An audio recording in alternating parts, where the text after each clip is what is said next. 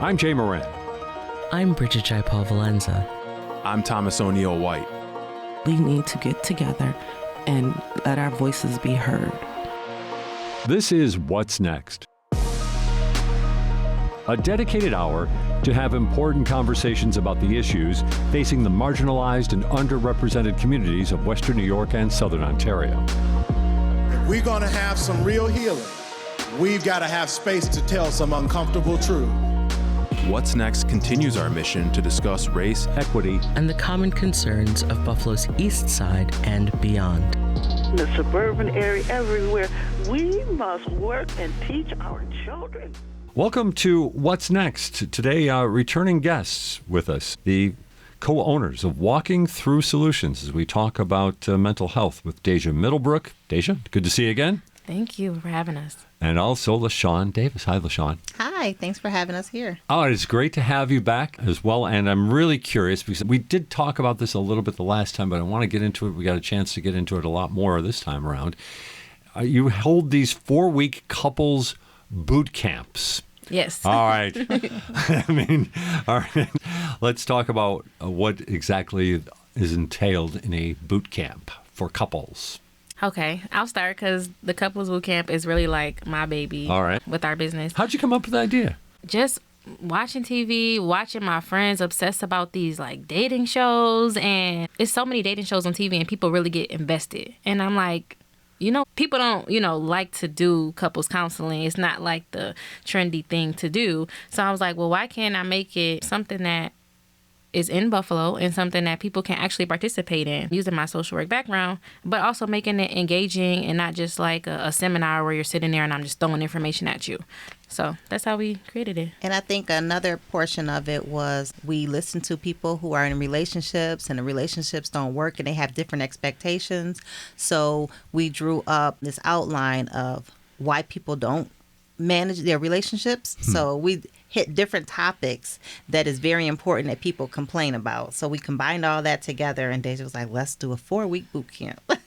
4 weeks of it. All right. So as we talk about it, I always have the sense that it's easier to say, hey, I'm going to go to a therapist. I'm going to go to someone who's going to give me some counseling. But to say I'm going to go with it with my partner, my spouse, is a whole other thing. So how do you come about the people who decide to take this step and be part of these boot camps? So where do they come from? All over. Yeah? People find us. Mm-hmm. They're finding you. Right. I think when we did our first initial one, we had a lot of good feedback. So when we post about information about it, a lot of people we run across who are dealing with stress management, or when we present on dealing with anxiety and depression, we talk about our boot camp and people are like, what's that about? Oh, that sounds good because I think I'm stressed because of me and my partner aren't getting along, and so conversation comes up and we just go from there. Wow. Yeah. But so it doesn't matter where they could be from anywhere, but they seem to find their way here and they show up agreeable, both partners agreeable, ready to do this. Is that what we see or not necessarily? It's voluntary. But you can, so up front, we pre-screen all the couples because we want to make sure for safety purposes that we don't have any domestic violence concerns, that situation. Then as far as like just so they understand really what to expect and if they're on board with the process, because you only get what you put into it. Certainly. So we go over that, and then we're at the next step. Once we accept them, they pay up front. So that is their showing their commitment as well, because it's like, is this something that you guys both want and that you financially want to invest in your relationship? And once people take that step, they tend to be there, whether they're happy, you go through, it's so intimate and so emotional. It's an emotional ride. So like you can see the ups and downs as you're interacting with the couples and the different workshops, depending on the topics that may hit a nerve for people. But they're invested, they invest their time, they show up and they interact with us. Right. It's normally, when we first started, it was females. Females like, oh, I'm bringing my partner. But this boot camp, we have 5 couples, and 2 of the couples came initiated by the male. Oh. So that was, and it's more men out there, like when we do our stress management, that's saying, I need this. We need to do this together. Because normally when we put it out there, the woman will call in and say, I'm going to try to get my husband or my boyfriend to come. But out of this boot camp, we have 2 of them that the men initiated it. Okay. All right. Well, that's an interesting and encouraging sign, I would have to say. You mentioned about expect. What should someone expect or couples expect when they sign up for boot camp? So they will expect they get 2 private one-on-one sessions with both of us. Okay. So that's when we're going to dive into what are the challenges that you're facing? What do you want to gain from the boot camp? Tell us more about how do we get here? So that's the first session is how do we get here? The second session is how can we move forward? What tools do you need specifically that may not be only in the workshops? It may be more tailored to this is something that we like and this is like a specific, area. So we do that in the one-on-one sessions. And then the group sessions, we talk about communication. We talked about trust and goal alignment. And that's like the starting stone because the goal alignment is like, do you have the same goals? And are we on the same path going into the same direction? And if you're not, that's the big one that people are like, we need to talk about this more in our private session. Interesting. And then the other ones are more like tools to help you get to those goals. Right. So vulnerability, conflict resolution, because you're not going to avoid conflict, but it's how can you resolve it? How can you get through it together?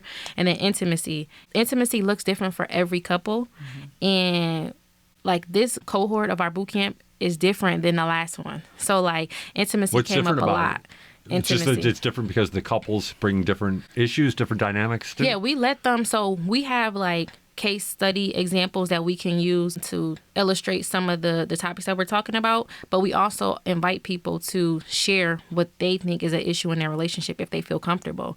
And once they share, that is where the conversation goes. So intimacy is a big one that we talked about, but we were able to, dive into what does that look like? Is it different for you versus your partner? What fuels you? What makes you feel good versus, what is like something that doesn't really turn you on or, get you excited. Right. And we explained how intimacy is something that starts not just in the bedroom or in one-on-one. It leads up to it. So those were tools we were able to provide because we only accept our max is 6 couples. So this group of couples, they assumed that intimacy was in the bedroom. And so we talked about how you lead up to it so that when you are one-on-one or you're alone, you're building intimacy throughout the day. So I think that was a better understanding. And a lot of them were like, we're not connected this way. We're no longer intimate with each other. And so we had them explain what that meant for them. Right. And that's what took us different than last time, right? You think? Yeah. So like I said, each couple, they bring their own experiences and dynamic to the group. And that's what we love because the couples can learn from each other and from us. We have couples that have been together for over 10 years, some that are newer couples, some that are older, some that are younger. So it just makes a nice, diverse group for discussions. And everyone has different perspectives. So that makes it even more fruitful. It's no wrong answer. But when people share their perspectives, we try to educate on, this sounds like you're saying this. This is what your partner may be hearing. This may be where you guys don't align. Right. And I think our oldest couple is in their early 50s. And our youngest couple is in their 20s. Late 20s. Mm-hmm. Late 20s. Mm-hmm. This is one of those general questions, but do we find these are happy couples who are looking to build, or are they couples who are coming in maybe a little unhappy? Right? I know that the terms aren't all that specific, and it can be a little troubling, but I mean, how would you characterize? I think it's a combination. Okay. Like we have some couples who are struggling, but then we also have some couples that are interested in getting married and they just want to go through the path of knowing how to build that relationship and what it may look like for the future. And like, what is love? So we always start off like, love is like the floor. It's not the ceiling. You obviously love each other, but that doesn't mean that you're going to have a successful long-term relationship. So that's why we touch on these topics, because this is really what can get you through. Because the emotion of love, that goes. You're going to love your partner, but you might not like them. So it may look different in different seasons. So we want to show, it's not just the emotion. It's like, how do you show up for each other? What is really important for you guys? So they can see love as an action. And that's really how we develop our curriculum. Mm-hmm. I love that. Love is the floor, not the ceiling. I'll write that one down. All right, so let's go through some of the exercises, because some of these are really interesting, how they work, and I'd love to hear more about the responses as we go through them. So let's go through perhaps maybe day one of a boot camp. What are we experiencing there? Okay, for our beginning, we do the introduction. Okay. We have you share whatever you're comfortable. If you don't want to share and you just want to sit here and just participate, we're fine with that. And I can imagine there are some people initially who are just like that, right? Right, Okay. right. All right. And we do different interaction. One of them is where we have a plexiglass, a clear black plexiglass, and everyone gets one. You and your partner get sticky notes and write on it and say, What are your barriers to communication? Right. So with our communication workshop, this is where this activity falls in. All right. So what are the barriers to communication? I do mine. So that could be what's stopping me from communicating with you. And then there are other things that may be like, what is something that your partner does that stops you from talking? So it's a two-way street. Right. And then your partner does the same thing. And so once you hold my plexiglass up to my partner's plexiglass, now you see all these things, like all the sticky notes are covering the plexiglass. So something that was once clear and you could easily see through and communicate, effectively through, now it's all these barriers and hurdles of how can we hear each other, how can we listen effectively. So that's what we start with, so that we can show like these are the issues that you guys identify as yourself. You're the expert of your own life. Right. And then how can we, with all the other workshops, I want you to chip away at each thing. How can we remove this barrier? Whether it's something that's just a you issue, or if something that you feel like your partner does that, contributes to how you respond. Yeah, because with this boot camp, we also teach you how to look at the problems or the concerns that you have within yourself. It's not just about what your partner is doing or how this is coming together. It helps you identify things you need to work on. Your relationship you're a mirror of your partner. Mm-hmm. And I think sometimes when people first come, they're like, oh, they're the problem. They're the problem. We're coming because of you. And then when we do these workshops, it's like you can see the shift in the atmosphere. They're like, oh, yeah, I do that. Mm-hmm. I do need to work on this area. And it's it comes that fast. Oh, that's good. Yeah. Over time. All right. So you can see how people respond differently, and I'm more open to like, oh, how can I create a safe space for my partner? How can we develop rules for like when we have a conflict? How can we, like, what are our parameters on like our deal breakers? Maybe it's when you start yelling, what is my boundary? If you yell at me, I'm going to leave the room. And I'm going to take a minute to calm down. Or, they come up with their own rules, but just how can we communicate effectively so that it's me and you versus the problem and not me versus you. Right. And after our first one-on-one, we hear the back and forth and what's going on in the relationship or what their goals are. And after whoever initiated to come to the boot camp, after our first boot camp and we meet with them again one-on-one, the person that was maybe not so excited about coming is the one that's talking, is writing down notes. They're like, wow, I never looked at it this way. That really wants to put more energy in. So for me, I'm always excited after our second one-on-one because they're like, no, when you said I need to do this, I've been trying it. And it's just really exciting for me to see. Yeah. We give them homework. Learning homework opportunities.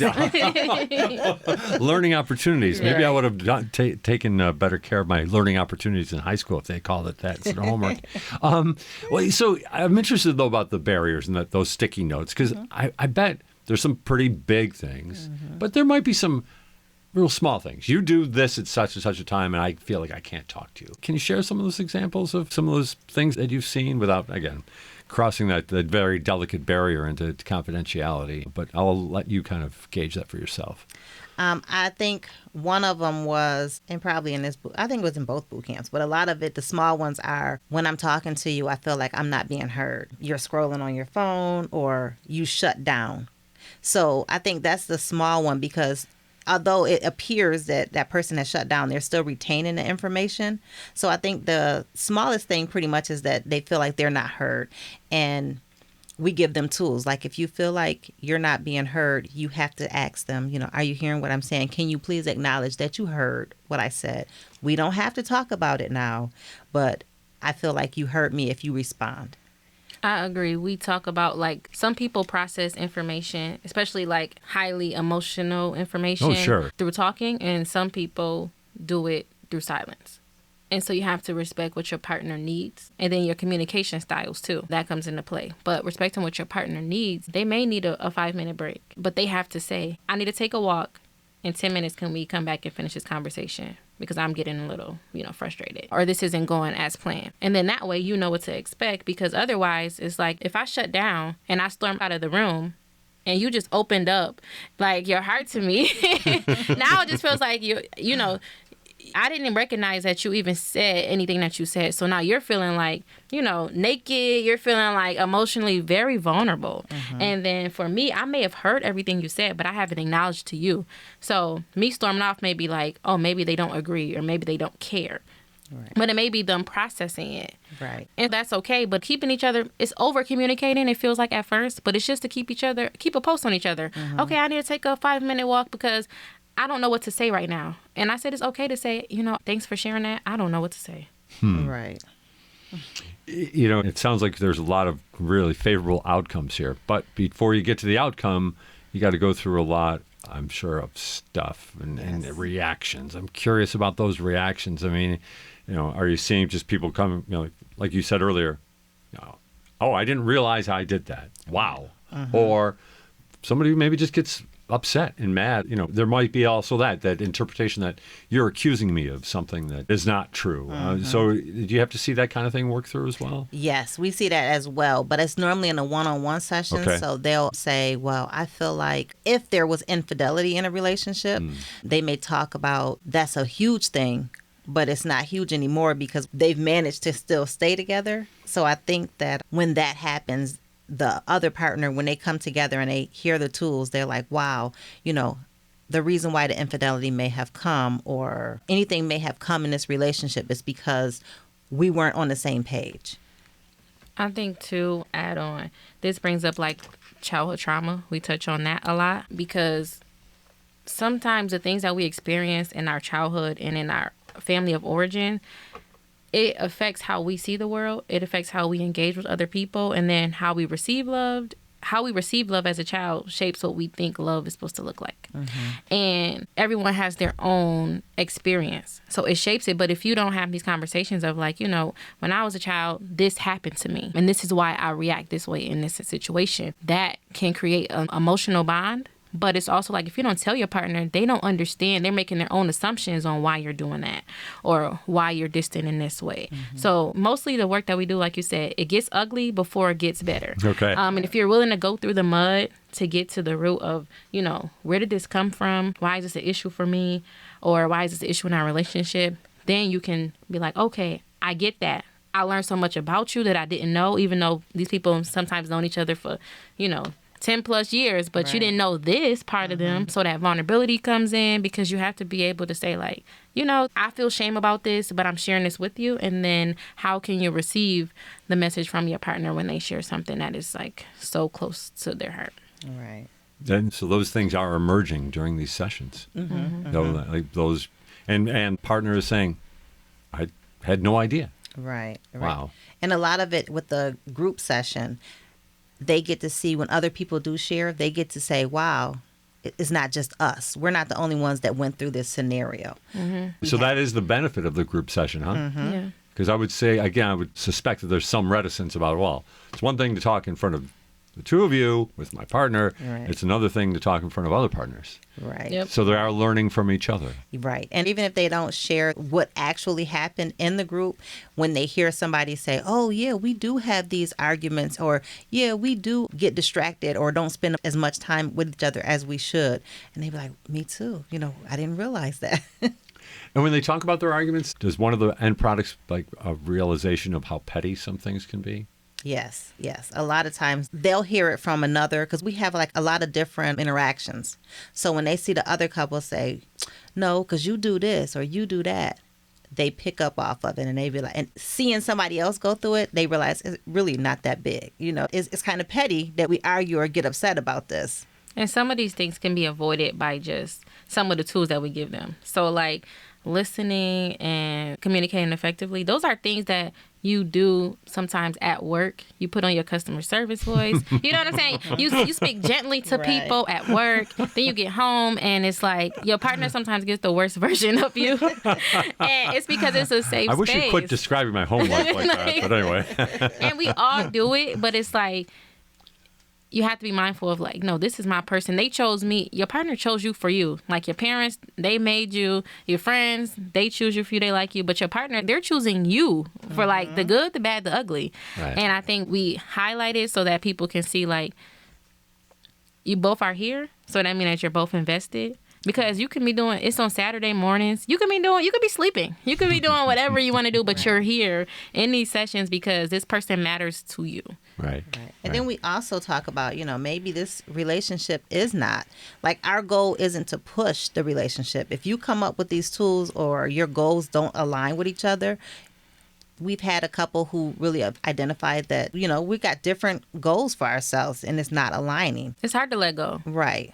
And it's hard to love somebody and say, this relationship isn't working for me. Because sometimes it is the repair. So that's why we do these workshops, these specific trust, communication, goal alignment, vulnerability, conflict resolution, intimacy. We touch on those topics because that's what makes it work. Mm-hmm. But if there are like foundational issues that are just, it's too far, I can't move past this, or I can't still be in a relationship with you because I'm too hurt. And sometimes couples take a break after they're like, you know what, these conversations were helpful and I got some closure. And then other times they're like, we do want to work on this, but you're the experts. Like, we just give you the tools. You decide where you want to go.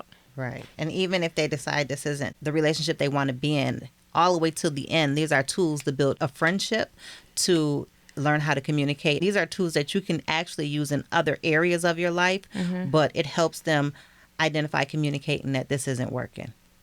And I don't want to keep jumping ahead on some of these workshops and such, but we're talking about identifying goals, and I'm curious about how maybe even come about bringing that about. Are there tools and methods that you use to try to help people expand? I mean, because we were talking about goals. I'm not even sure if I could mention a goal that I would have that I would talk over with my spouse. I guess what I'm saying is, like, I don't know if I even think in terms of goals. So I'm wondering if that's something that you have to help try to bring out. Well, you have goals for yourself, right? I got up this morning. So most people think I'm not like LaShawn and getting up at 5:30 and doing all sorts of stuff. I just drive to work. I can't relate to I can't relate to her energy. Right. I love that. I love it because I'm not a morning person. Yeah. But with goals, most times people have goals for themselves. But how do our goals fit into each other? Yeah. Because you can't say, like, my goal is to move to Florida by, next year.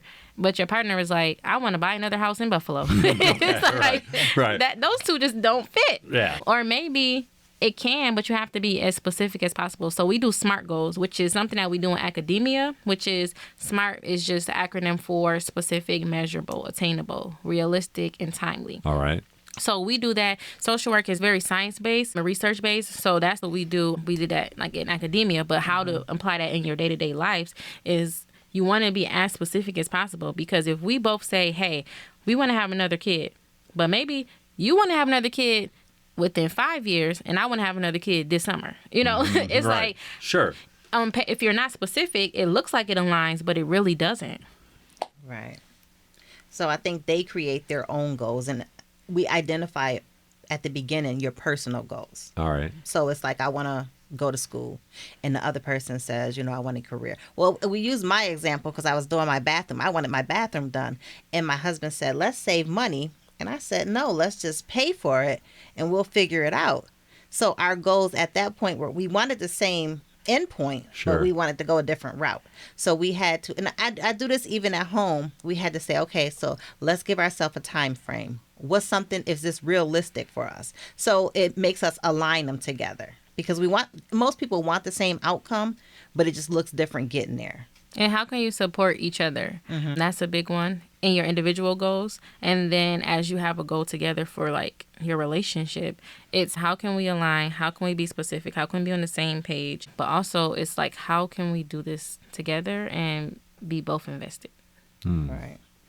We are talking this morning on What's Next with LaShawn Davis and also Deja Middlebrook, the co-owners of Walking Through Solutions. I want to get back to the workshops, but before I do, just want to make a couple of acknowledgments, one of which, your business became a certified minority and women-owned business. That is correct. Mm-hmm. Congratulations on that. Thank you. What was that process like?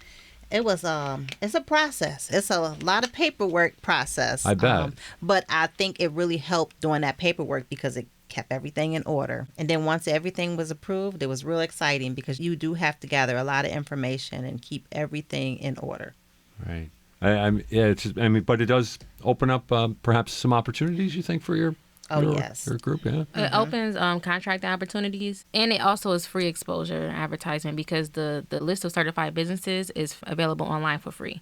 So a lot of times when bigger employers or bigger businesses are looking to make contracts or have a specific project in mind, they don't know how to find all these businesses that are local. Right. So they look to these lists to see like if they have a diversity or woman or minority focus or goal attached to the funds that they're receiving. They're like, okay, let me find, where do I find businesses of color? And you look on Google, that's not really descriptive enough. So you get your certification so that you can be listed and people contact you. They're like, oh, I'm looking for mental health. You pop up and then you get a lot of referrals from there. Yeah, which we also connected with Best Of. Yep. So we joined the, yes. How about that, huh? We've been busy. I love it. So yeah, right now we're in the process of being added to Best Self-Behavior Health's Black Mental Health Team. Oh. Which is more of it's like a non-traditional approach to mental health. So it's interesting. So they're using us so we're able to work with the community. And it's free of charge, I believe, to the community. But for us, it gives us exposure, supports our business, but it also gives us a good stream of referrals as well. Well, again, congratulations on that for sure. Let's jump back to our boot camps here. This is some really interesting discussion, and it's revealing because it seems like though we're talking about couples, there are lots of different parts of this that just seem to. I mean, these are things that all of us. It's self-work. Really. Yes, it's all about. You think it's your partner, but it's really you working on you. How do I listen? Am I a good listener? Right. Yes. Right. Am I, what's my communication style? Can I be assertive or am I more passive aggressive or passive? And then I get mad later because I'm not being heard. Right. Those things that just so you know more about yourself so then you can know what you're looking for in someone else. So communication is a big part of this, and it's one of your workshops as well, right? So, all right, so we've used the plexiglass with the sticky notes on it already. What do we do with the communication? How do you walk people through that? With communication, we go through different communication styles. So are you a person that talks, or we talk about listening as well. So if you talk, are you talking to get your point across and then you're listening to the other person get their point across? Because some people talk and other people just listen so that their turn can come and they're like really defensive, ready to beat on defense to argue why this happened. Oh. So we also teach that, and then they're able to identify where they stand with their communication styles. And we talk about like the role of the speaker, the role of the listener, and then some like cultural norms. So like we do communication workshops with couples, but we do it for organizations like employees as well. And we do some examples. So for example, like because of our cultural norms, if I'm like, oh, I smell my partner or the person next to me's breath is a little stinky, I'm not going to say, ew, your breath is stinky because it's just not appropriate. It's not polite, Sure. But you might say, hey, would you like a piece of gum? So it's indirect, but you're getting your point across. But it's just it's some things like that you kind of don't communicate as effectively as we should because of some cultural barriers. Sometimes it's just personality differences, but we're trying to get people to be as assertive as they can so that people don't have to make assumptions about what you mean. Right. You say what you mean and mean what you say. Right. And it also ties in with our conflict resolution. So the way you talk to your partner, what is your goal? What are you looking for when you talk to them? And what are you expecting to receive when they're talking to you? Conflict resolution is big because everyone experiences conflict. It's normal. But also you want to resolve conflict in a way that you're not having the same fight. If you feel like you're having the same fight over and over again, it's because it's not resolved. Right. And people have areas where they're like, yeah, we did argue. Well, I have to keep saying the same thing. It's like, well, it's a communication breakdown.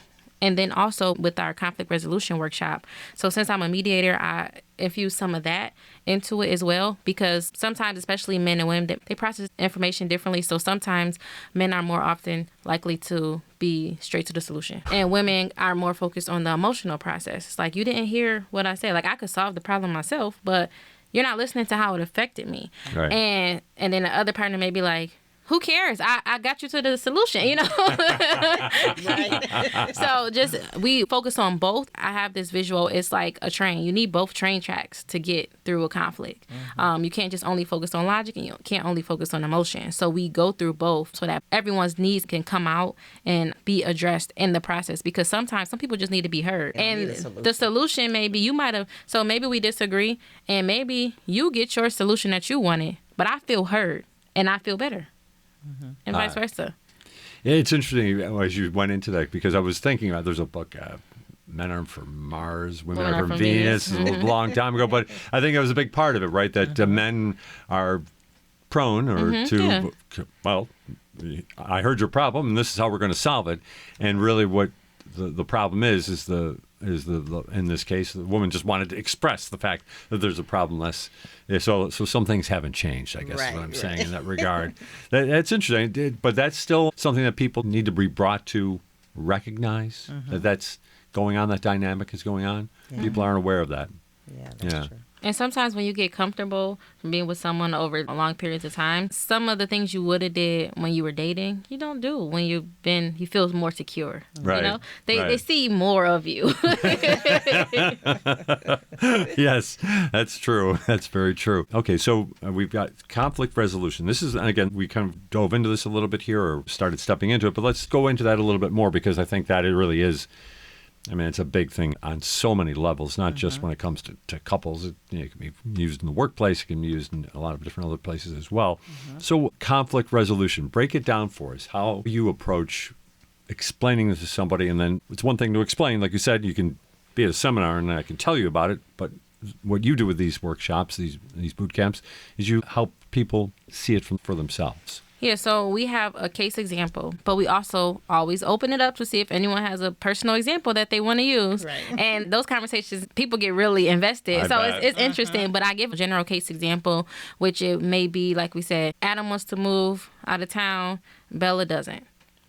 And then we go through, like, how do we generate options that can be beneficial to Bella and options that can be beneficial to Adam? And then is there any overlap? But we don't start off with just eliminating bad ideas because there are no bad ideas. That's what I tell people. Because a bad idea, in quotes, can get you to a good idea. Okay. So sometimes it's like, no, that's dumb. No, don't do that. Because, now it also, for your partner, the emotional piece is, now it's like, do you think I'm dumb? Or should I not say I have an idea when I'm not sure if I should share it? So you don't want to have that in this idea generating stage. So we start with that, as many options as we can generate. And then that's when we evaluate, okay, which ones are beneficial for both of them? Because sometimes with conflict, people think that, or at least when they present their problems in the groups, they think that Adam moving out of town and Bella not moving out of town is mutually exclusive. But it's usually not. There's usually some area where you can, when you get down to that's just their position on the outside. But the reasons why they, feel the way they feel, when you dig into that, they're like, oh, okay, Bella just wants to be closer to family. She has family near Adam's family out of town. So those things. But if you don't get to that, the underlying concerns, you'll be like, oh, we don't agree. And now it's a whole big situation when it could be, it's not mutually exclusive. They can come close together. It's a gray area that can benefit both of you, but you have to do all of the work to get there. Yeah. It's digging deep in that communication. Right. So you need to just say, I am being here. I feel lonely. I feel, isolated. Vulnerability. Yeah. Vulnerability plays a huge role in every part of the boot camp. But once we give them the verbiage, because we do emotions wheel. That an emotions wheel. Yes. And with that, like we say, oh, I'm mad or I'm sad or I'm hurt. But then there's other words like... more descriptive, more effective. Like when we're socialized as young kids, you're like, okay, the core emotions are happy, sad, mad. Happy, sad, mad. Yeah, that's about it. And it's funny. My granddaughter, her daughter says, oh, look she's mad if she see a picture. Or she's like, oh, she's sad. So she does, and it's so funny with the emotion wheel, she doesn't even know the other emotions. Yeah. But you learn it so early that it's ingrained in you. So you're like, if someone says they're mad, you're like, oh, I'm angry, I'm mad. But what does that really mean? What does it look like? And when you can pinpoint and get more descriptive in what you're really feeling, then your partner can show up for you in a way that's appropriate. So, for example, I say that anger is like a gateway to your true emotion rather than it really being an emotion. Because when you say I'm angry, when you dig deeper into it, you may be, I'm feeling hurt. I'm feeling embarrassed, threatened.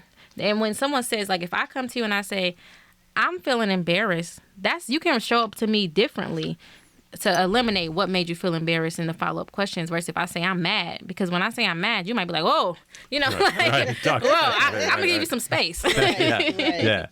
Yeah, that's it. So the separating the emotions and understanding them are different. That is an interesting point there, because you get mad maybe because, like you said, you're embarrassed. It's a reaction, I feel like, more than a true emotion. Right. And I'm curious also, as the facilitators of these workshops, do you have to try to lead people a little bit more like, they're going back and forth maybe, and you can say, what I hear you saying is this, and maybe you are not hearing this. I mean, do you have to kind of lead that, or do you think it's self-realization? Usually these things kind of work themselves out. Sometimes we ask questions. Okay. So, for example, I don't remember what the topic was, but the one partner shared, like, I would love for you to do this for me every day. If I'm having a bad day, this makes me feel better. And I said, okay, ask your partner, does that activity make them feel better when they're having a bad day? And when they did, the other partner said no. So, you look at what fills my cup, but you have to know what fills your partner's cup too. Obviously, you're going to have to do things for each other that is not always, exactly what I want to do, and vice versa. But if you think that you're filling up your cup, but it's really taken out of their cup, you want to just be mindful of, like, this works for me, this makes me feel better after a long day, but doesn't for them. It kind of is another thing on their list. Right. So that's not fair, because I'm feeling better and now they just feel like more tired. Right. I could see that. Definitely. It's Friday. It's time for me to kick back. Might put on a little more pressure on someone to help you kick back, right? Yeah, I could see that. Curious about also how you gauge success in these workshops. How do you look at it? Well, I think whatever they get out of it is their success, makes us feel like they've learned something. Okay. So we do a pre-survey and a post-survey. So we compare those to see if they gained anything out of it, and if we need to change something because maybe we didn't address issues that would have been more beneficial to them. But I think our success is normally from their feedback or their interaction. So if we start off and it's like only one of the members of the couple that's really talking, and by the time we get to the end of it, they're both participating, they're both asking questions, I feel like we've made a breakthrough. I agree. I think it's engagement, and then seeing that they're having these tough conversations, because we're not invested in the outcome of your relationship. We're invested in you two as individuals as you work together in this intimate relationship. So we want you to feel like you learn more about yourself, you learn more about your partner, and some of that comes out in just our interactions with them and the things that they share, how they communicate, even in the group setting. And then, like she said, the pre and post test, we do it before the first group session and after, about those topics that we cover, and then we do it again on the second group session, so that we can see, was it beneficial? Do you feel like you learned anything? That's the one thing. Did you learn anything though? Right. Whether it's from our presentation or it's from your interaction from the exercises that we did. That is a victory for us, because we want you to feel like you learn more about yourself or your partner, and just you gain some tools. And we give them tools from each workshop so that they can have, we talked about things, but these is how it actually, you can do it in your real life. And they get to keep those so that they can apply them in their life as they go on. We say go into your toolkit. So we give them a toolkit with their paperwork telling them, these are things that you agreed to do in your relationship. And a lot of times, like creating date night, creating a ritual, like when you leave, maybe saying, I love you, or give a kiss, or just saying, bye, I'm leaving, compared to just walking out. We pretty much, whatever they say they want, we just reinforce it in their toolkit. Okay. All right. I'm back to the partner who's not talking that much at the beginning of things. Is it pretty universal that by the time these workshops are done that most everybody's talking at a pretty good rate? Yeah. People are open by then. Like, we do 3 workshops in the first group session. The first workshop, people may be a little more quiet. By the second hour, they're more open, they're sharing more, because some of the activities are discuss this with your partner. I put music on so that the people don't feel like, oh, everyone's listening. Right, that's a good idea. And then they can report, how did that feel? Did you learn anything? And it's not about what you learned. It's just like, did you learn something? But by the second group, it's like, share, what did you gain from this? And it's more open. People tend to be more open because it's so vulnerable and intimate, because the groups are small, that they feel like they met each other. They see each other. Right. And when someone shares something related to the other couple, they'll give feedback to another couple. They're like, oh yeah, we used to be like that, but now. So it does open up that line of communication. Do some of the couples connect? I mean, are there connections building during these sessions, do you see?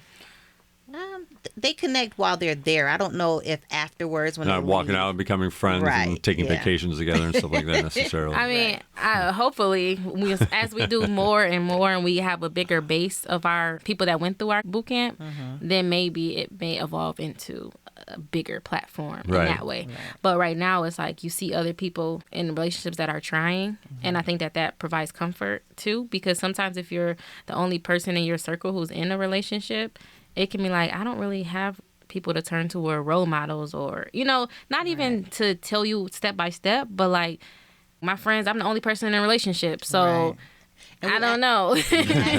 we actually had that in our first boot camp.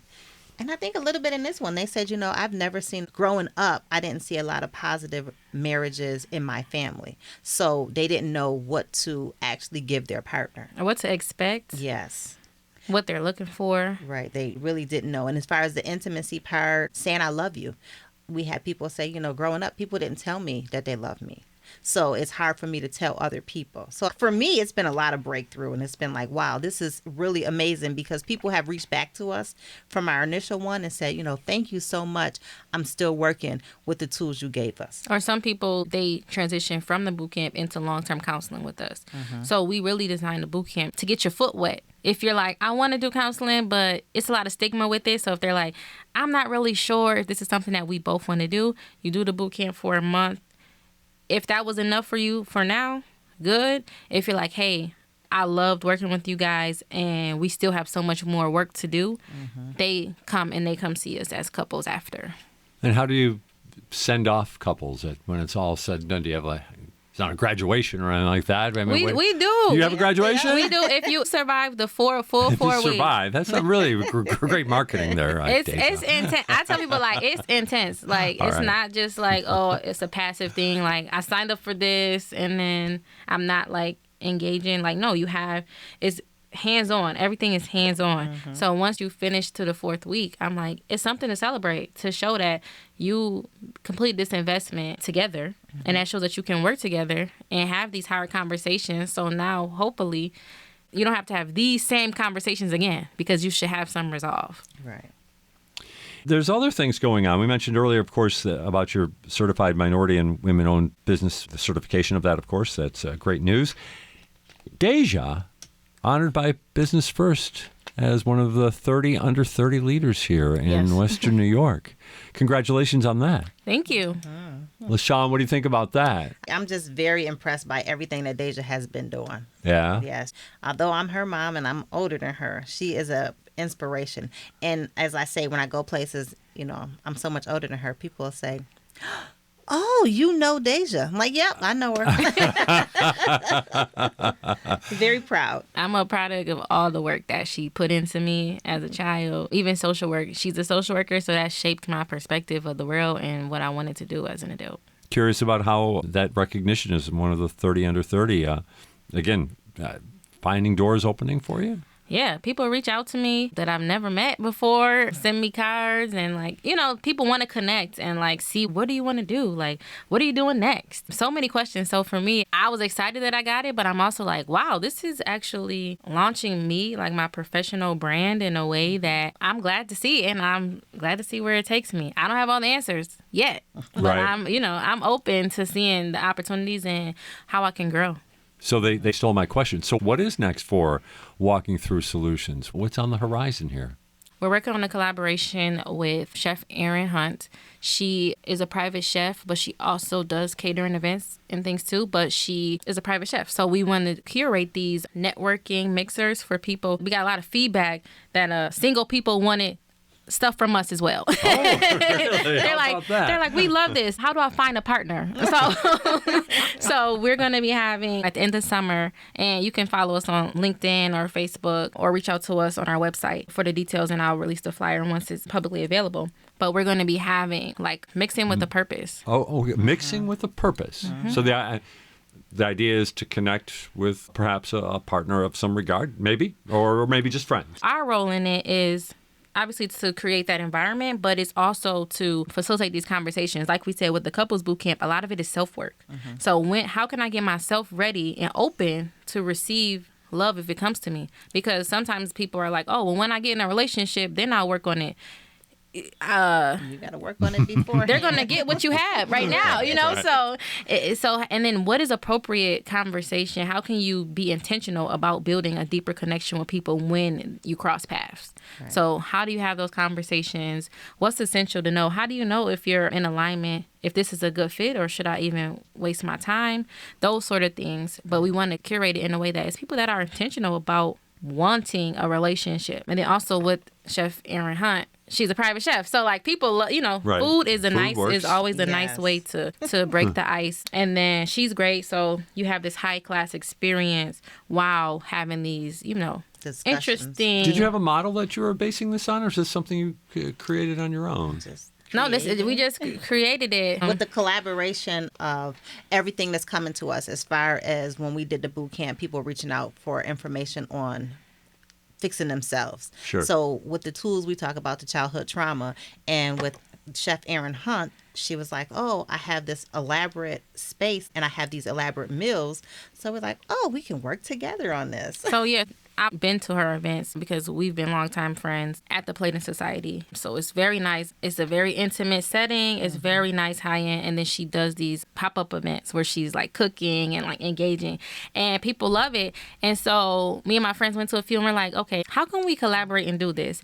But we also, as we talked about with it being National Men's Mental Health Month, some of our events, like we did a Women's Month event, but we want to create this space for men and women. And sometimes it's harder to engage men from us as women. Right. Right. Women are like, yes, let's do this. Right. And men are like, why would we do that?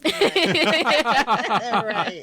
Yeah, I can appreciate that. Definitely. I can sit in that corner. So, and during the event, you anticipate maybe utilizing some of these techniques that you've used in boot camp as well? Yeah, so it's going to be the hands-on exercises will be different, obviously, just because it's one person.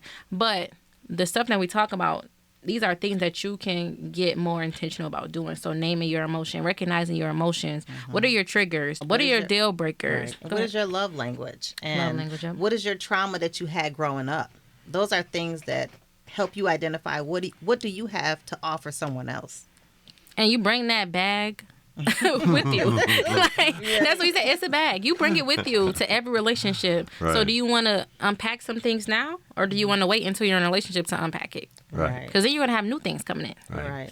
And I'd also think that if as these things come out in this setting, that might open up connections with the people that are in the room, right? I mean, you know, I like this, or I didn't like that, or I would have to think that's part of it as well. Wow. Wow, that's really ambitious.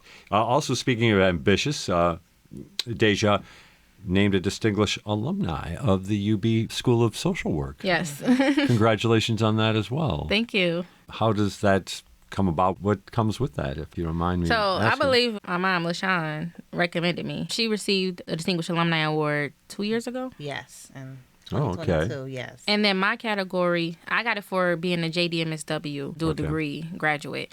And that pool of people was small as you can imagine. But it's a great program, and they created this category for dual degree students because some of our jobs don't always align with a traditional social worker trajectory. So like when you look at these distinguished alumni criteria, you're like, oh, I do great things, but I'm not necessarily checking these boxes because I do, you know, something that may be more focused, either law focused, more policy focused, you know. So now I kind of do both, and it was like a great time. And they called me, they said, yeah, you got it. And they had a nice award ceremony. I was able to speak to their highest distinguished students. And so I was giving them some tips on things that I've learned since graduating on how to build myself, build my brand, and like use different spaces from like that lawyers or like the law environment kind of teaches you that the social work school doesn't always, you know, prioritize. Right. So just like how can you leverage social media, LinkedIn, how can you see other jobs? Because there are a lot of jobs that social workers are qualified for, but they don't think that they are. Yeah, I was going to say that's interesting about what you're talking about there in your experience. You're bringing together a couple of different types of academic achievements, or for lack of a better term, did you have an idea of where all this was going to go, or is it just, are you open to just the idea that you know that there's something else out there and it's worth continuing to see what's next? Yeah, I'm open. I think I'm in a weird space because I don't have a lot of people who have like the same background as me. Exactly. So I'm intentional about connecting with people all across the world that have a JD MSW, so I can see like, what are they doing? Like, how did they get there? Oh, I didn't know like that you can do this or that this was even within my reach. So I'm intentional about that. But I also, in Walking Through Solutions, I do more traditional social work things, but I'm also able to do a lot of the mediation stuff that I learned in law school. Also, like the contract piece, how to negotiate contracts. Because as a small business owner, these are things that you have to do, but you may not necessarily have a business background or a business mind. So it's just been helpful in that way. So I'm interested, at least for me, to see what's next, because there are unique opportunities that come my way just because of my different backgrounds. Yeah. So I'm excited to see what's next for me. Right. LaShawn, as I listen to Deja talking, I mean, how did she get all this stuff done by the time she was 30? Yeah, before, yeah. I was saying, I got 2 more years left. She's always been dedicated and a hard worker, even in high school and grammar school. Like, she was 2 years old, and I used to be like, if she got a puzzle that she did over and over again, she would turn it over and do it from the back without seeing the picture. And I used to be like, oh, that girl is different, because she didn't get it from me. I don't think she got it from her dad either. So she was just born that way. And she's really hardworking. Like, every job she gets, she'll make sure she's getting it done. And she's like, oh, I got this deadline, I got that deadline, which is great. Where me, on the other hand, I write down what I'm going to do and what I'm capable of doing, and I work through it. And she always challenges herself. Wow. But my mom, too, she supported me to find my voice. And I'm not like a disruptor, but I do question, like, systems. Even, like, in high school, like, I wanted to transfer out. I went to a great school. I didn't like it. Academically, I did well, but I didn't like the environment. And I said, hey, I don't want to go here. Like, can I go to a regular school or a different school? And our family, like, can we let her leave this, like, high-performing school? Like, what could the future hold for her? Will that mess her up for college? You know, et cetera, et cetera. And she stood behind me and said, this is what she wants. She's been advocating for this for a long time. For her, I think this would be better for her. She'll be happier. And she supported me in that. And I think that exposure to, like, not just high functioning elite smart kids, I was able to be with all different type of people. And I wasn't so isolated just because in that school, I'm just like, it's only a few of people that look like me there, and just, you know, finding my voice, my roots, who I am. That was like the start of like, oh, okay, I survived this new environment. What do I want to do? It just opened my mind to, like, I don't have to do what looks good all the time. I want to do what is actually beneficial to me and what aligns with what my passions are. Right. Yeah, because in high school, it was her junior year, and I was like, do I let her leave? And when she was there, she was doing good academically, but her personality, she was like... I was exhausted. Yes. But when she went to the new school, she graduated a year early. They was like, you know, we can't give her any more classes. She's excelled higher than we have. So she graduated a year early. All throughout college, she was a 4.0 student. She got to grad school, and a lot of people doubted her. And she stayed 4.0. She went to law school. I cannot believe that people, I don't know why, but she's always had a strong, opinionated personality. I'm an assertive person, I think. And I don't know about that. I would, like, so for me, like, if it's something that I'm like, oh, like, I feel like that was inappropriate. Like, I don't know. I say things not in a rude way, but if it's something that I noticed, I sometimes say that. Right. And it works well for social work because she does find a solution. She does help you get on track instead of people have a lot of fluff to cover up what the real problem is. And I guess this is the law. She'll see it and say, so what you're saying is. You know what? I just came up with a great idea for you guys. Another one. Okay. You should have a parent-child boot camp. Oh, yeah. Right, that would be How great. about that? Yeah, that would be excellent. Especially teenagers. Yes. Yes. Teenagers age 16 who are looking to change directions or do something. Yeah. Wow. That's a good idea. That is. We Yeah. We got to give you credit when we do this. If you think it's a great idea, I think it's got a chance. Right. Well, I'll tell you what. As always, it's great talking to you. Thanks for coming in. Again, if somebody wants to find out more about future events or boot camps, what's the best way? You can follow us on Facebook, We post everything that we're doing. If we're popping up at a table and if we're, collaborating on an event, if we have any events that we're hosting coming up, we post it all on Facebook. You can connect with us on LinkedIn as well. You can connect Walking Through Solutions, LLC. That's our name on Facebook and LinkedIn. We have our website, www.walkingthroughsolutions.org. We have that. And then you can also follow us or connect with us on LinkedIn as well, Deja Middlebrook or LaShawn Davis, and you'll see our stuff as well. Excellent. Deja Middlebrook and LaShawn Davis from Walking Through Solutions. As always, thanks for being with us on What's Next. Thank you for having us. Yes, thank you so much. This has been What's Next on WBFO.